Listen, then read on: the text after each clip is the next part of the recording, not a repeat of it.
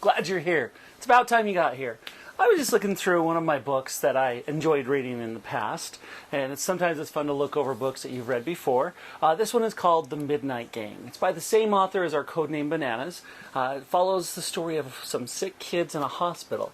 It's actually really funny, and it's a really good story, especially if you're loving the story we're reading now, Codename Bananas. Now today, we are on chapter 22, and as always, it's important to pay close attention so you can answer those questions at the end with complete sentences and restate the question.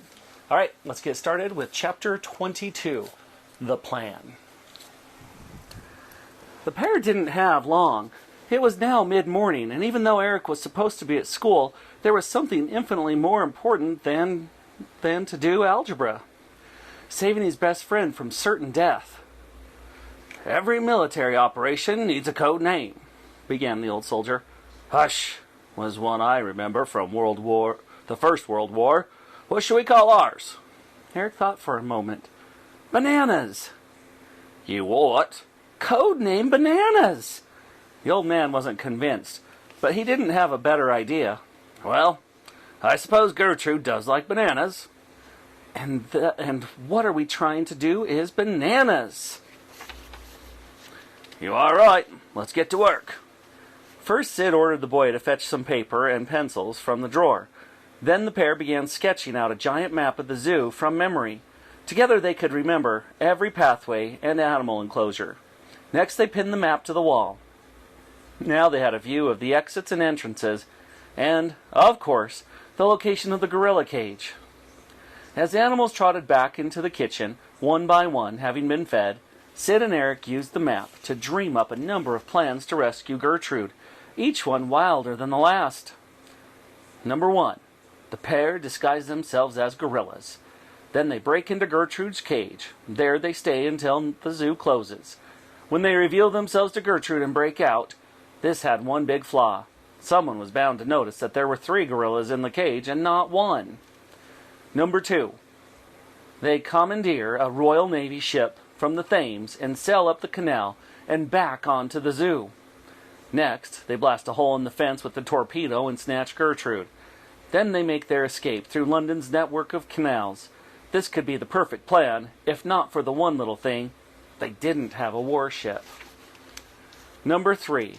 They dig a tunnel all the way from Sid's back garden to Gertrude's cage. Then they could smuggle the gorilla down the tunnel to safety.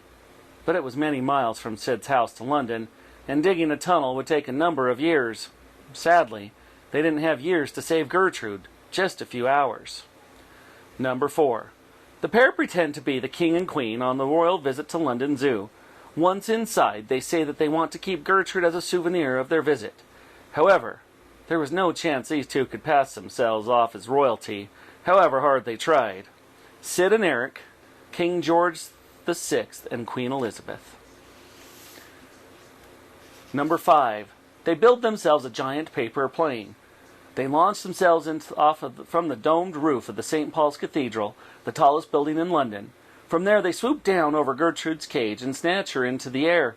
The problem was, they'd used all the paper to draw the map of the zoo. Number 6. They make a dummy gorilla and smuggle it into the zoo. Once inside, when no one is looking, they swap the dummy gorilla for Gertrude before making their escape. The big issue here was that they didn't have a dummy gorilla. With neither being good at arts and crafts, they also didn't have the faintest idea how to make one. Number 7. They smuggle themselves into the zoo in sacks of food. Once inside the zoo, they cut themselves out of the sacks, find Gertrude, and make a run for it. The sticking point here is that they might very well find themselves being fed to a lion instead, which, although nice for the lion, would not be so nice for them. Roar! Number 8. They borrow uniforms from Bessie and pose as a pair of doctors. They rush into the zoo carrying a stretcher. If anyone stops them, they say they've been called to help a sick visitor, but instead smuggle Gertrude out onto the stretcher under the sheet and bundle her into the back of the ambulance. One big problem: they didn't have an ambulance. Number 9. They make the world's tallest pole vault by strapping a dozen or so walking sticks to one another. Then they pole vault over the fence of the zoo and, on the other side, break the gorilla out of her cage. This idea was dismissed as fast as it had been dreamed up. There was a very good chance the boy would break both his legs upon landing.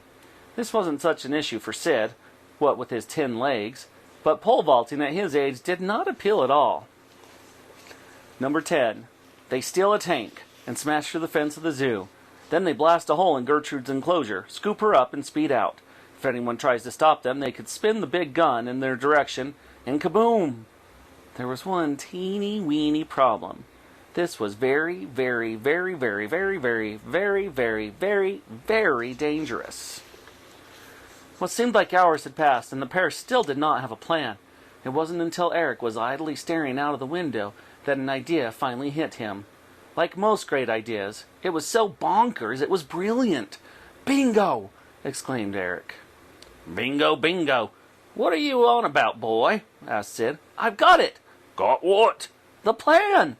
Sid clattered over to the window to see what the boy was staring at in the sky. Clink, clank, clunk. "You don't mean we use a..." began the old man. "Yes! A barrage balloon!" Classified. Part 3. Never surrender.